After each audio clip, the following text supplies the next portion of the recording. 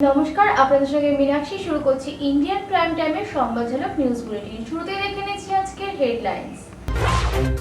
পুকুর ভরাটকে কেন্দ্র করে উত্তপ্ত Phulbari.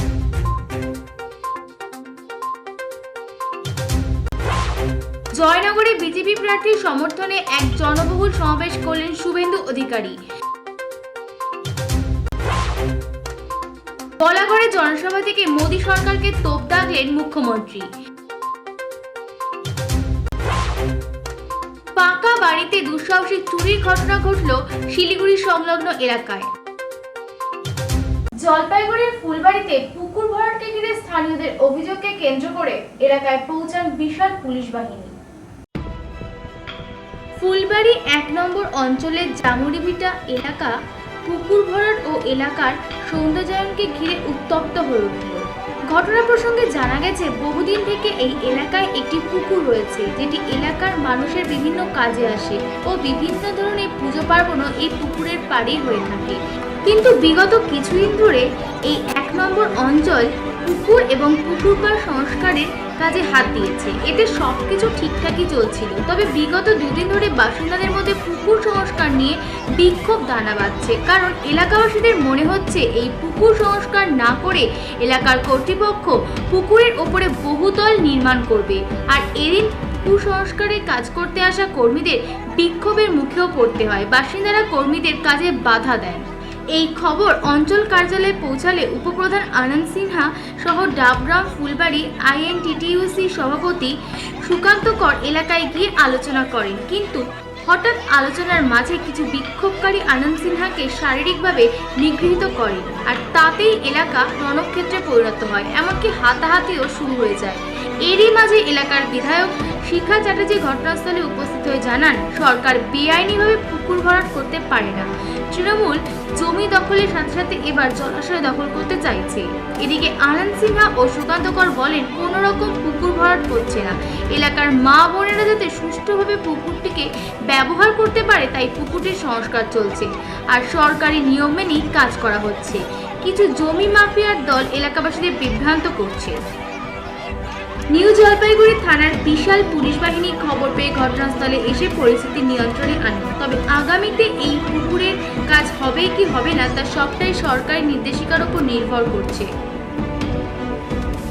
Indian prime time, Jalpaiguri. দক্ষিণ ২৪ পরগনার বিজেপি প্রার্থী ডাক্তার অশোক কান্ডারির সমর্থনে বিরোধী দলনেতা শুভেন্দু অধিকারীর জনসভায় মানুষের উচ্ছ্বাস ছিল চোখে পড়ার মতো। এবার রাজ্যের বিরোধী দলনেতা শুভেন্দু অধিকারী দক্ষিণ ২৪ পরগনার জয়নগরের বিজেপি প্রার্থী অশোক কান্ডারির সমর্থনে জনসভা করেন। সেই জনসভায় বহু মানুষের সমাগম লক্ষ্য করা গিয়েছিল। এদিন এই জনসভা থেকে শুভেন্দু অধিকারী তৃণমূলকে চড়া ভাষায় আক্রমণ করেন। ওদের দলের বা তার টিমের ক্যান্ডিডেটকে জেতালে এই জয়নগর এলাকা উপকৃত হবে না। গত 10 বছর যিনি সাংসদ হিসাবে পার্লামেন্টে একদিনও ক্যানিং, গোসাবা, বাসন্তী, কুলতলি, মগরাহাট, জয়নগরের জন্য একটা শব্দ বাক্য খরচ করেনি, তাকে দিল্লিতে আবার পাঠাবেন। আমি আশা করব আপনারা কাজের মানুষকে পাঠাবেন আমাদের আদর্শ প্রধানমন্ত্রীর কাছে। আপনারা নিশ্চয়ই পত্রপত্রিকা বা টিভিতে দেখেছেন বা স্মার্টফোনে ইউটিউবের মাধ্যমে জেনেছেন যে ইতিমধ্যে বিজেপি 2টো আসন জিতে গেছে বিনা প্রতিদ্বন্দ্বিতায়। একটা গুজরাটের সুরাটে আর একটা মধ্যপ্রদেশের ইন্দোরে। আপনারা নিশ্চয়ই জেনেছেন যে 543টা মোট আসন আছে। একমাত্র বিজেপি বা এনডিএ 543টাতে লড়ছে। পিসির পার্টি, ঠগি পিসির পার্টি 45টাতে লড়ছে। এটা ইন্দো পুকুর, বিজেপি হলো সাগর, বিজেপি হলো মহাসাগর। 18টা রাজ্যে সরকার, 11 কোটি তার মেম্বার। কাশ্মীর থেকে কন্যাকুমারীতে যে পার্টি ছড়িয়ে আছে সেই পার্টির সঙ্গে লড়তে গেছে 45টা আসনে প্রার্থী দিয়ে, 5টাও পাবে না। আর কোদাল বেলচা তো অনেক আগেই উঠে গেছে। যত দেওয়ালে আঁকো না কেন কোদাল বেলচা আর সুবিধা করতে পাবে না। 19-এও জামানত গেছে, এবারেও জামানত যাবে। ভোট কাটার জন্য দাঁড়িয়েছে। সিপিএম এর কাজই হচ্ছে ভোট কেটে তৃণমূলের সুবিধা করো, অন্য কোনো কাজ এদের নেই। আর প্রকৃত সিপিএম এর ভোটাররাও জেনে গেছেন যে সিপিএম বা কোদাল বেলচায় ভোট দেওয়া মানে ভোটটা জলে ফেলা। তারাও চোর তাড়াতে গেলে বিজেপি ছাড়া কোনো বিকল্প দেখছেন না। পাশাপাশি এও বলেন যে বিজেপির লড়াই কোনো সম্প্রদায়ের বিরুদ্ধে নয়, কোনো ধর্মের বিরুদ্ধে নয়, বিজেপির লড়াই গুন্ডাদের বিরুদ্ধে। জয়নগর থেকে আপনি বিজেপি প্রার্থী হয়েছেন, তো এই চিন্তাটা কেন? একদিকে তো আপনি একজন ডক্টর প্লাস একটা নার্সিং হোমের কর্ণধার, তার পাশাপাশি আমরা ডাক্তার হিসেবে যেভাবে সেবা করতে পারছি, মানুষের যতটা সেবা করতে পারছি, যদি সাংসদ হওয়া যায় তাহলে আরও এই লেভেলটাকে বাড়িয়ে দেওয়া যাবে, আরও সাধারণ মানুষের পাশে দাঁড়ানো যাবে। যেটা আমরা মিনিমাম একটা পয়সা নিচ্ছি সেটাও আরও বেশি মানুষের বিনা পয়সায় করা যাবে। সাধারণ মানুষের পাশে দাঁড়িয়ে আরও বেশি ফেসিলিটি দেওয়া যাবে বলে আমার মনে হয়েছে। আর বর্তমান দিনে যে শাসন ব্যবস্থা, গণতন্ত্র লুট, অনুন্নয়ন, একটা সাধারণ মানুষ জল খেতে পারছেন না বর্তমান দিনে, শিক্ষার অবনতি, শিক্ষার ক্ষেত্রে দুর্নীতি, টোটাল সমাজ ব্যবস্থাটা তো একদম ধ্বংসের পথে নেমে গেছে। আমরা যদি না নেমে আসি, পথে না নেমে প্রতিবাদ করি, তাহলে সেই যারা দুর্নীতিবাজ তারাই দাদাগিরি দেখাবে। একটা জিনিস আপনারা জানেন যে জয়নগর কেন্দ্র যতবার জিতেছে, যিনি প্রধানমন্ত্রী ছিলেন তার অন্য দলের সাংসদ ছিলেন। আমরা বর্তমানে যা সিচুয়েশন, মোদিজি প্রধানমন্ত্রী হবেন, সেটা সেদিক থেকে কোনো অনিশ্চয়তা নেই। আমরা যদি এই কেন্দ্র উপহার দিতে পারি তাহলে কিন্তু আমরা একটা হিস্টোরিক্যাল ডেভেলপমেন্ট করতে চাই। কারণ এতদিনে সত্যি যে গোসবার দ্বীপগুলো আছে তাদের কথা কি কেউ ভেবেছে? কোনোদিন ভাবেন। দ্বীপগুলোর মধ্যে কানেকশন করা, সেই দ্বীপের যে নদী বাঁধ ভেঙে যাওয়ার ব্যাপারটা আছে, সেটা কেউ দেখেছে? এই কেন্দ্র থেকে বহু অভিযোগ এসেছে বারংবার। আর কৃষি, মৎস্যজীবী, তারপর যে কৃষিজীবী তাদের একটা কোল্ড স্টোরেজ দরকার, প্রপার যে দাম না পাওয়া, ইউনিভার্সিটির তৈরি করা দরকার, পৌরসভার মানুষজন যে হেলথের যে পরিষেবা, মায়েরা বাচ্চাদের ডেলিভারি মা বা হার্ট অ্যাটাক যদি হয় তাদের পাশে দাঁড়ানোর মতো কেউ কিন্তু স্তরে স্তরে দুর্নীতি, টেট দুর্নীতি, মানে প্রত্যেক জায়গায়। এটা নিয়ে দর্শক বন্ধুকে কি বলবেন? সেটা তো সাধারণ পাবলিক সমস্ত কিছুই দেখছে যে দুর্নীতির একটা সীমা থাকে, শিক্ষাক্ষেত্র থেকে শুরু করে সমস্ত জায়গায়।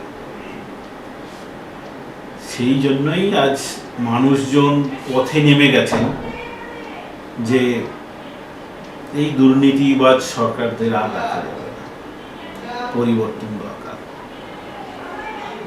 সত্যিই মানুষজন পরিবর্তনের জন্য পথে নেমে গেছেন। আমি আশাবাদী মানুষজন যদি গণতন্ত্র প্রয়োগ করতে পারে তাহলে এই সরকারকে ধুলোয় মিশিয়ে দেবে। ইন্ডিয়ান প্রাইম টাইম, দক্ষিণ চব্বিশ পরগনা। এখন নিচে ছোট্ট বিজ্ঞাপন বিরতি, ফিরে আসছি বিরতির পর।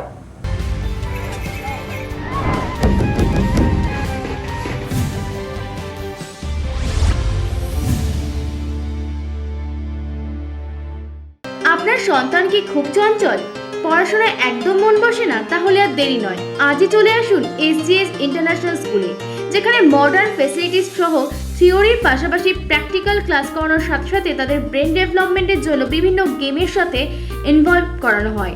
তাই অ্যাডমিশন করতে যোগাযোগ করুন SGS International School, Baruipur, Canning Road, South 24 Pargona. Phone 7980-381-045 or 9830-168-972.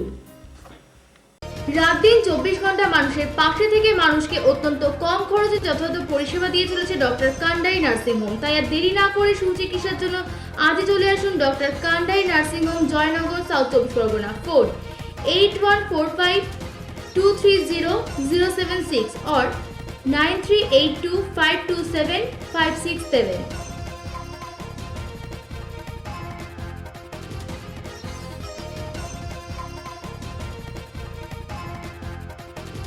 Swasthya Sathi কার্ডে ক্যাশলেস পরিষেবা সহ হসপিটালের নিজস্ব স্বাস্থ্য সুরক্ষা কার্ডের মাধ্যমে যে কোনো ধরনের কার্ডিওলজি, গাইনোকোলজি সহ বিভিন্ন সার্জিক্যাল ট্রিটমেন্টের সুযোগ এনে দিয়েছে পূর্ব বর্ধমানের নবাবহাটের মেডিটেক হসপিটাল। যোগাযোগের জন্য কল করুন 7908-870077 or 9851-942-770 এই নম্বরে।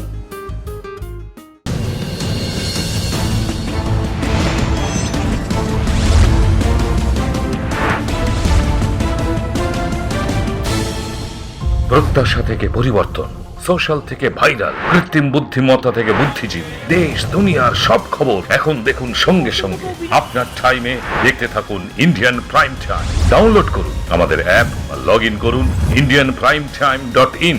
ডিজিটাল বিশ্বে থাকুন খবরের শীর্ষে। Indian prime time, witness of time.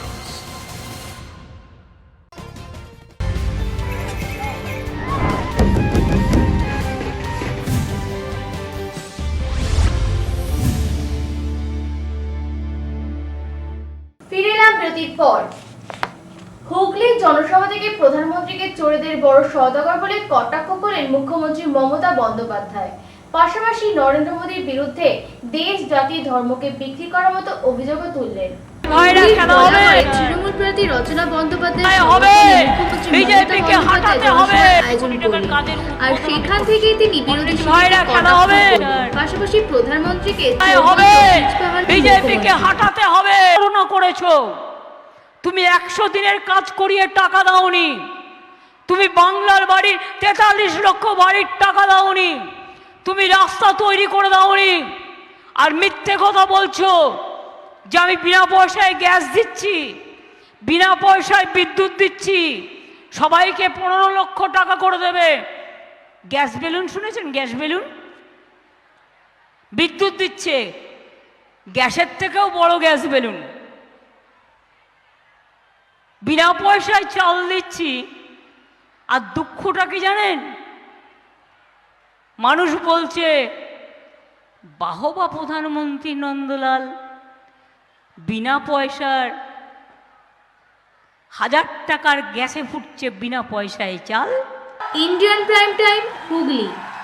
মাত্র 10,000 টাকায় সিজার, 12,000 টাকায় মাইক্রো সার্জারি, এমনকি 600 টাকায় ডায়ালিসিস ও 6,000 টাকায় অ্যাপেন্ডিক্স অপারেশন করে চিকিৎসা জগতে নজির গড়ে তুলেছে দক্ষিণ 24 পরগনার ডক্টর কান্ডারি নার্সিং হোম। পাশাপাশি এখানে ডায়াগনস্টিকের সমস্ত রকম সুযোগও রয়েছে।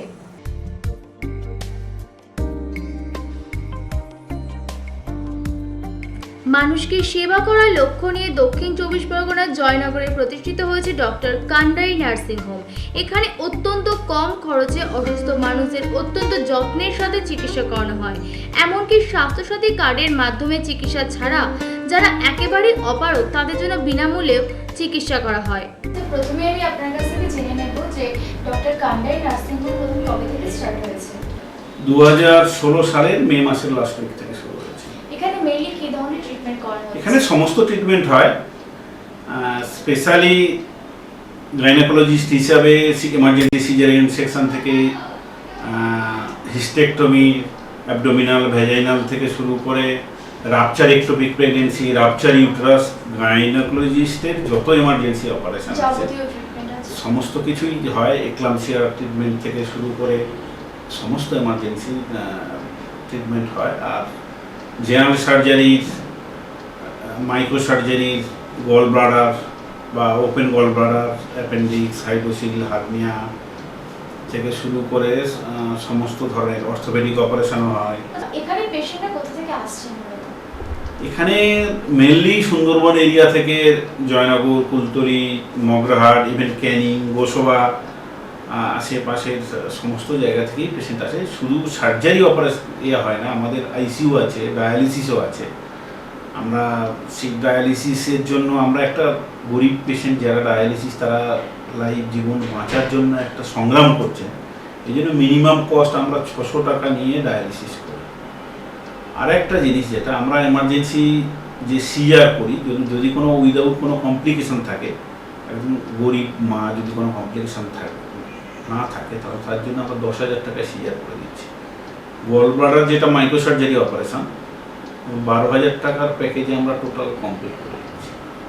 এমার্জেন্সি অ্যাপেন্ডিক্স যদি হয়, একদম গরিব মানুষের কথা ভেবে আমরা 6,000 টাকায় করবো। আর আমাদের এখানে স্বাস্থ্যসাথী কার্ডে যে অপারেশন হয়, অন্যান্য অনেক জায়গা আছে, কিছু জায়গায় কিছু পয়সা নেয়, অনেকে অন্যরকম কিছু করেন। আমরা কিন্তু কোনো পয়সা না নিয়ে পুরো বিনা পয়সায় অপারেশন হয়, যেটা গভর্নমেন্ট যা রুল সেই রুল ফলো হয়। তাহলে কি আমরা বলতেই পারি যে এটাই অন্যান্য নার্সিংহোমের থেকে ডিফারেন্স, যে একদম স্বল্প মূল্যে এখানে যাবতীয় ট্রিটমেন্ট করানো হচ্ছে? ডেফিনেটলি, কারণ যারা আসেন, কারণ সবাই নার্সিংহোম বা যে কোনো বেসরকারি হসপিটাল মানে সবাই ভাবে যে সেখানে অত্যন্ত খরচ সাপেক্ষ, সেই জায়গায় দাঁড়িয়ে আপনারা ন্যূনতম সাধ্যের মধ্যেই মানুষের পাশে দাঁড়াচ্ছেন। ডেফিনেটলি, কারণ আমরা ডায়ালিসিস যেটা 600 টাকায় করি, প্রফিটের জায়গা তো নয়। একটা মানুষ সংগ্রাম করছে, তাকে যদি আমরা কিছুটা রিলিফ দিতে পারি, সমস্ত জায়গায় ইনকাম পয়সাটা বড় কথা নয়। একটা মানুষ জীবনে বাঁচার জন্য যে সংগ্রাম করছে তাকে যতটা লাইফ সাপোর্ট দেওয়া যায়,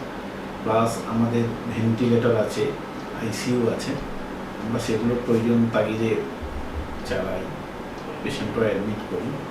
আমরা মেনলি সার্জিক্যাল পেশেন্টের যদি কোনো অসুবিধা হয় সেগুলো সমস্ত কিছুই কভার করা হয় এখানে। কিছুদিন আগে আপনারা জানেন আমরা একটা ওয়েল সিনড্রোম ডিটেক্ট করেছিলাম, পেশেন্টটা খুব অ্যাটিপিক্যাল প্রেজেন্টেশন নিয়ে এসেছিল। এগুলো ইউনাইটেড কান্ট্রিতে বছরে মাত্র 40টার বেশি হয় না। পেশেন্টটা হিমোপটিসিস নিয়ে, কনভালশন নিয়ে এখানে আসে ভর্তি হয়। সত্যি লাইফ সেভিং।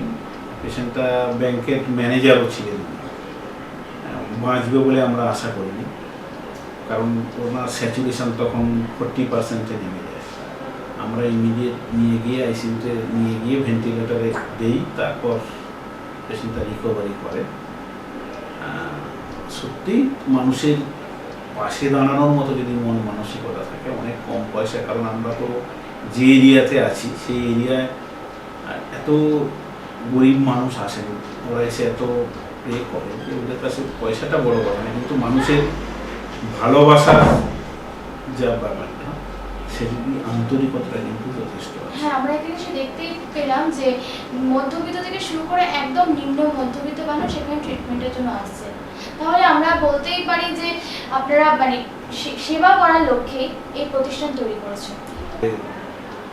শুধু পয়সা ইনকাম করাটা বড় কথা না।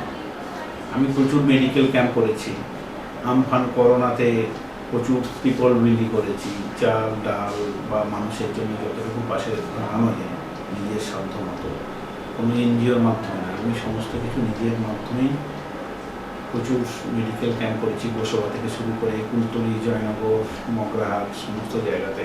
এটা আমার এক ধরনের নেশা বলতে পারে, যে সাধারণ মানুষের পাশে যদি দাঁড়াতে পারি তাহলে ভালো লাগে। এটাই হয়তো আপনার জীবনের বড় পাওনা। সেটা তো আছে, ডেফিনিট মানুষের আশীর্বাদ দরকার। একটা পেশেন্টের ট্রিটমেন্টের ক্ষেত্রে যেমন ডক্টরের প্রয়োজন, তেমনই উন্নত ইনফ্রাস্ট্রাকচার প্রয়োজন। তো এই দুটোই কি এখান থেকে পেশেন্টরা সমস্ত পাচ্ছে? কিছুই আছে, সমস্ত কিছু। আমাদের ডায়ালিসিস আছে, আইসিইউ আছে, আমার 3টে ভেন্টিলেটর আছে, আমার ওটি টেবিল 3টে ওটি টেবিল আছে, মানে যত ধরনের মডার্ন ফেসিলিটি সমস্ত কিছু আছে। আমরা বিজনেসের জন্য এইরকম অনেকে আছে, পেশেন্ট এলো আইসিইউতে, পেশেন্টকে অ্যাডমিট করলাম পেশেন্টের পয়সার জন্য, আমরা তা না, পেশেন্টের যদি দরকার হয় তাহলে সেই পেশেন্টকে আমরা আইসিইউতে নিই, নাহলে জোর করে একজন পেশেন্টকে মনিটর করা। কিছু পেশেন্ট আছে তারা জেনারেল বেডে ভর্তি হতে চায় না, আমরা আইসিইউতে মনিটর করবো, তাদের ক্ষেত্রে আলাদা। কিন্তু গরিব পেশেন্ট যারা আসে তাদের প্রকৃত মূল্যায়ন করলে যদি ডাক্তারি পেশায় তো অনেক কিছুই হয়, একজন ডাক্তার হিসাবে যদি সাধারণ মানুষের পাশে দাঁড়ানো যায়, ওনারা আছে। একটা কান্ডারি নার্সিংয়ের পাশাপাশি আমরা দেখতে পেলাম যে আপনাদের ডায়াগনস্টিক সেন্টারও আছে। হ্যাঁ, সেটা তো আছে। সেটার বিষয়ে যদি দর্শক বন্ধুদের বলেন। আমরা এখানে 4D USG মেশিন আছে আমাদের, আলট্রাসোনোগ্রাফি হয়, এক্স-রে হয়, ইসিজি, ইকোকার্ডিওগ্রাম, সমস্ত ধরনের ব্লাড টেস্ট আমাদের নিজেদের ল্যাবেই হয়। কারণ সাধারণ মানুষকে যতটা বেনিফিট নিজের ল্যাব থেকে দিতে পারবো, আমরা বাইরে সেটা পারবো না। এটা মানুষ হয়তো পারছে না। আর আরেকটা জিনিস যেটা আমরা করি, যে পেশেন্ট এলো, তার আগের ট্রিটমেন্ট কি পয়সা দিল না দিল, পয়সাটা বড় না, আগে পেশেন্টের লাইফটাই বড় কথা। আর অন্যান্য জায়গায় যেমন আগে পয়সা জমা দিন, সেটা আমরা কোনোদিন করি না। হয়তো অনেক একই আছে ছাদের তলায় তারা ট্রিটমেন্টের পাশাপাশি বিভিন্ন রকম এক্সামিনেশনও ফ্রি পাচ্ছে। ফ্রিতে একসাথেই পেয়ে যাচ্ছে সমস্ত কিছু ফ্যাসিলিটি। আর একটা হচ্ছে পরিবেশ, মানে হসপিটাল বা নার্সিং হোমের পরিবেশের উপর তো পেশেন্ট অনেকটা সুস্থ হয়। তো সেটা তো আমাদের যে স্টাফ বা যারা আছে তারা যে মন মানসিকতা নিয়ে দেখা, লড়াই করা, একটা পেশেন্ট খারাপ হলে সবাই রাত জেগে বসে থাকা, সেটা সবাই করে। সেই আন্তরিকতা আছে। ধরুন যে কোনো পেশেন্ট যে কোনো টাইম খারাপ হতে পারে, এটা আমরা ফিল করেছি যে আমাদের সমস্ত স্টাফেরা যদি কোনো একটা পেশেন্ট খারাপ হয়, সবাই সেই বেডের পাশে বসে থাকে। আমি নিজেও যেমন থাকি, তারাও বসে থাকে। পেশেন্টটা যতক্ষণ না ভালো হবে, যে এই যে মন মানসিকতা সবাই হোমলি অ্যাটমসফিয়ার। মিলিয়ে আছে। প্রফেশনাল মেডিসিন কাউন্টার আছে আপনাদের। হ্যাঁ, এই মেডিসিন কাউন্টার নিয়ে একটা কথা আছে। আমরা মেডিসিনের কিন্তু ম্যানুফ্যাকচারার, আচ্ছা, যেটা চণ্ডীগড় থেকে আমরা ম্যানুফ্যাকচার হয়ে আসে প্রায় আপনার নিজস্ব 80টা মতো প্রোডাক্ট আমরা ম্যানুফ্যাকচারিং করি।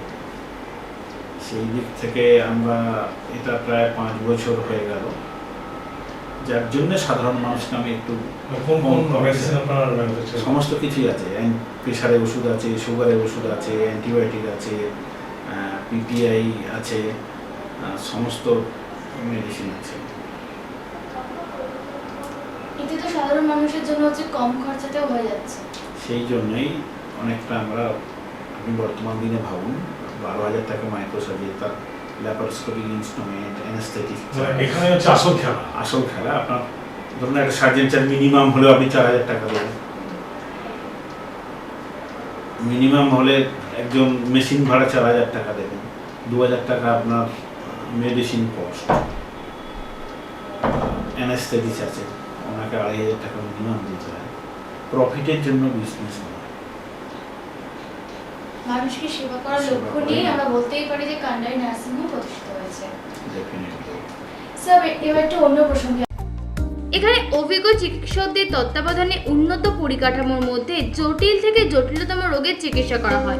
পাশাপাশি এখানে যাবতীয় পরীক্ষা নিরীক্ষার সাথে সাথে এখান থেকে অনেক কম খরচে বিভিন্ন রকম ওষুধের যোগানও দেওয়া হয়। চয়ন রয় রিপোর্ট, ইন্ডিয়ান প্রাইম টাইম, দক্ষিণ 24 পরগনা।